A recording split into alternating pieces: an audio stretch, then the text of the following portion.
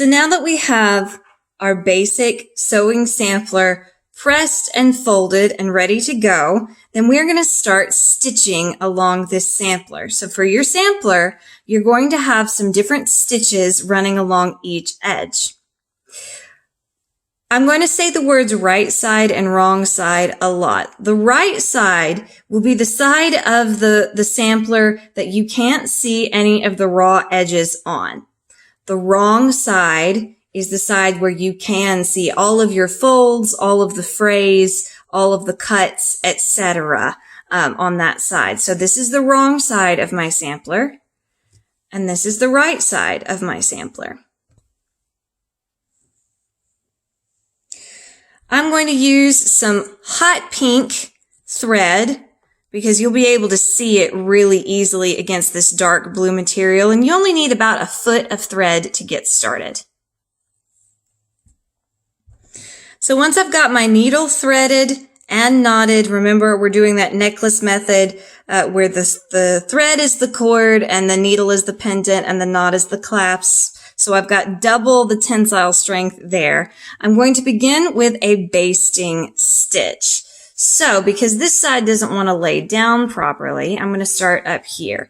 I'm beginning by putting my needle in on the wrong side of the fabric, about halfway down my seam here. So because we made a 1/2 inch seam, then I'm going to come down a 1/4 inch. Here's a cheat. If you want to mark that line, you are completely fine to do so. In fact, that's exactly what I'm going to do. I'm going to take my seam gauge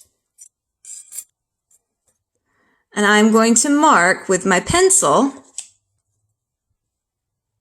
where my stitching line is going to be.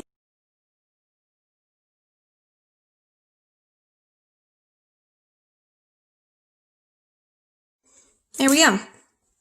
So there's my stitching line.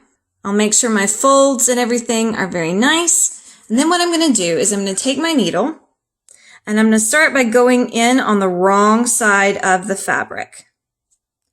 Bring it all the way through until my knot catches in my fabric.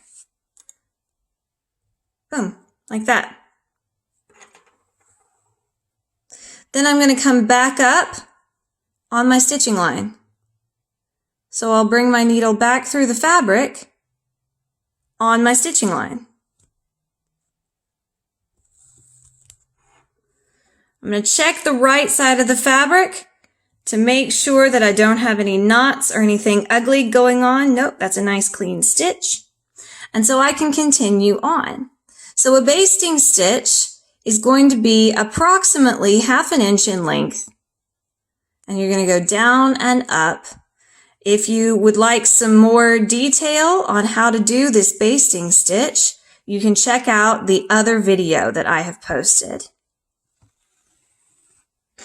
Sometimes this happens where your thread catches the rest of your sampler. It's okay, just unhook everything. So a basting stitch is these long, about 1/2 inch in length stitches. I like to measure it with my thumbnail. So if it's about the same size as my thumbnail, then I know I'm doing a good job. If you would like, you can take the time to take your ruler and measure and mark every 1/2 inch. So I could take my pencil and measure 1/2 inch, 1/2 inch, 1/2 inch, 1/2 inch, 1/2 inch, all the way across. I have been doing this for a really long time and I don't need to, but if you would like to make sure that your basting stitches are the right size, then you are good to go. So I'm just going to keep going up and down across my fabric along my stitching line.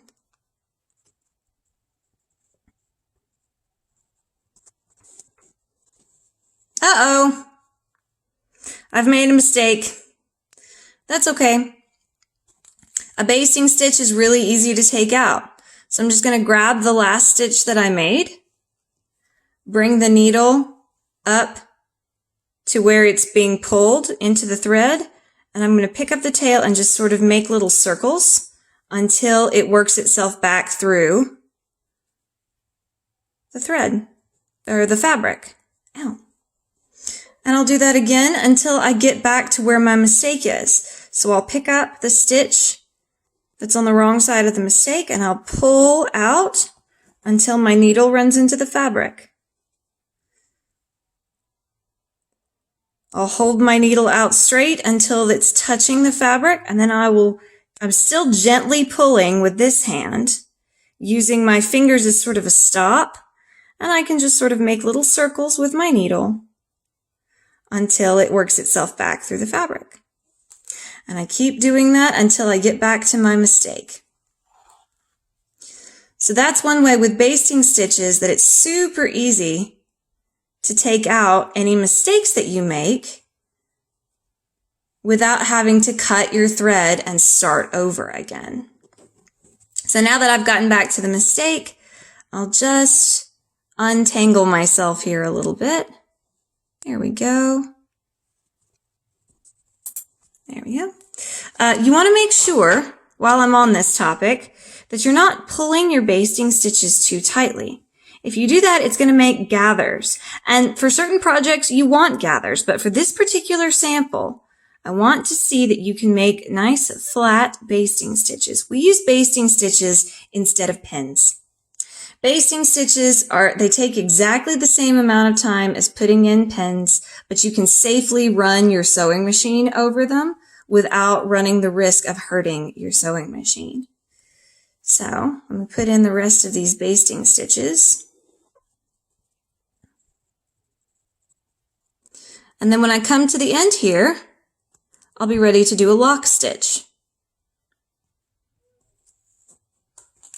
Again, make sure that you're not pulling so that you're not getting any of those gathers. Before you do your lock stitch, give your fabric a tug on both ends to make sure that it's nice and flat all the way across.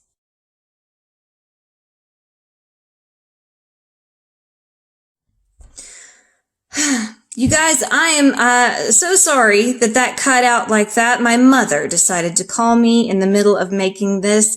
I will create a different video to show you how to do the lock stitch, but the lock stitch is going to be the last thing you do to finish off any line of sewing. It's a nice, strong, flat knot at the end of your line of stitching, and once you've got your lock stitch in place, you can take your scissors or your snips or a pair of even seam rippers and cut off that excess, and that gives you your nice, pretty, straight, even line of stitching.